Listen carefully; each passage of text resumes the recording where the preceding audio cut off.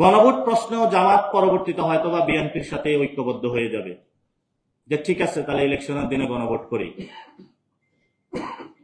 তো এখন বিএনপি গতকাল অনলাইনে জারি করেছে না শব্দ।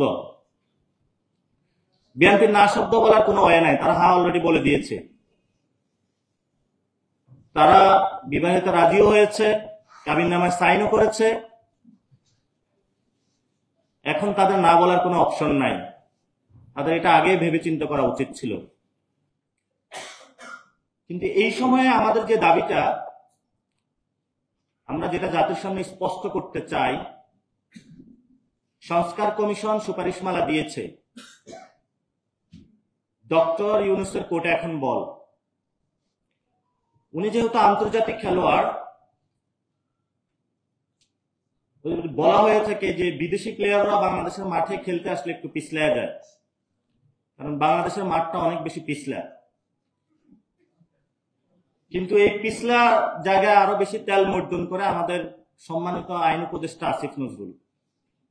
উনি পলিটিশিয়ানদেরকে শুধু পিছলা খাওয়াইতে চান।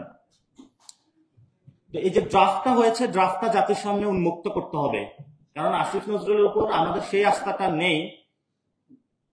এই ড্রাফট সুপারিশমালা যখন উনি করবেন, উন্মোচিত না করে উনি সেখানে একটা অসৎ উদ্দেশ্যের আশ্রয় নিতে পারেন।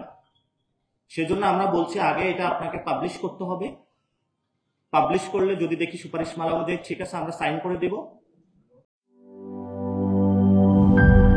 দুধার চকলেটে একাকার হয়ে ওঠা প্রাণ লেয়ার, সম্পর্কের মিষ্টি ম্যাজিক।